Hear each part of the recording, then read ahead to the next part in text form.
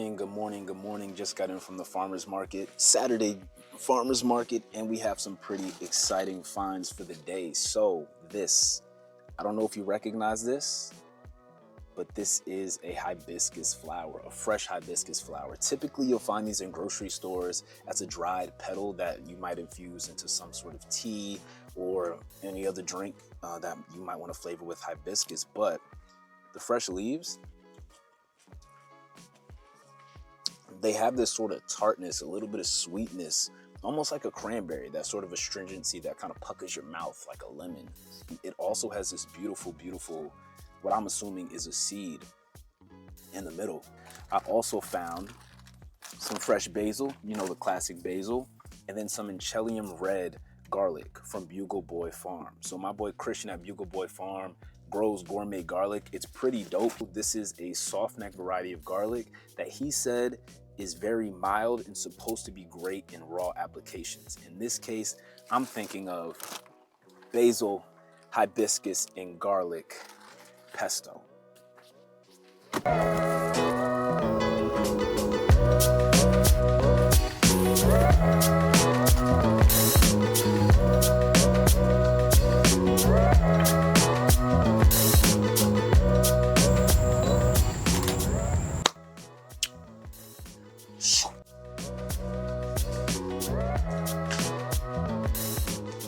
Alright, so after doing a little more digging, I found out that this is actually called Sorrel hibiscus, which is a species of hibiscus native to West Africa. Those red outer leaves are called calices, which is the plural of calyx. I think I got that right. And that little inner green part is the seed pod.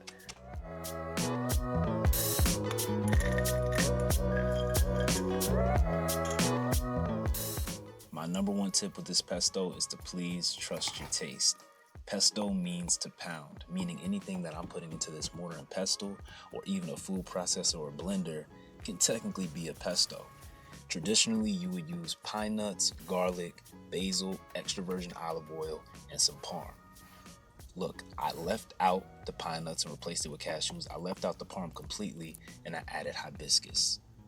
I say all this to say you can add whatever herbs or nuts or seeds or oil or cheese that you like, and as long as you trust the taste, that's what's most important, and that's what's going to work best for you.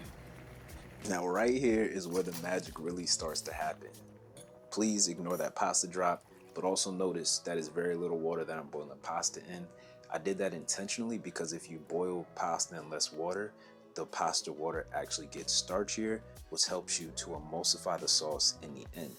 Because as you'll see, I added the pesto, and then I'm gonna add the pasta, which has a little bit of water, and then I'm gonna add some more of the pasta water and begin vigorously emulsifying everything. And emulsifying is just taking something like a liquid like water and a fat, in this case olive oil, and mixing them and forcing them together into something like a sauce that gets nice and creamy, not oily, not greasy, just, you know, something cohesive and delicious, something you would want on a nice night in the Italian coast or something like that.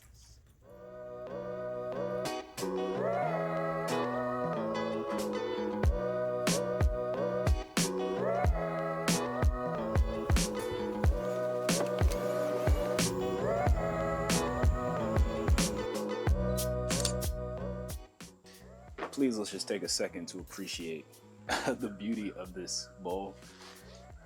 I'm a sucker for good plating, and I love food photography, so yeah.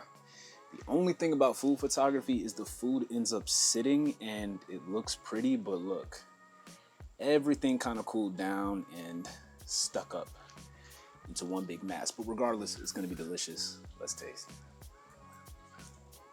So I know what you're wondering.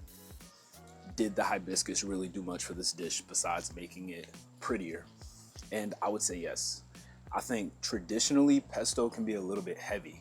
You have the olive oil, you have the cashews, you have everything that kind of weighs down on the noodles, or sometimes can weigh down on the noodles because it is so fatty and rich.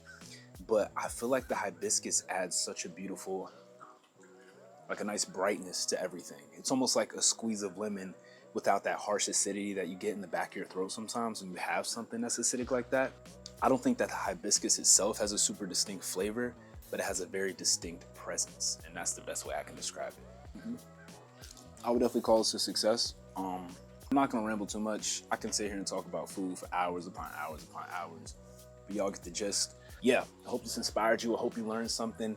This is just one of many, many, many recipes and cooking trials to come, but I appreciate you.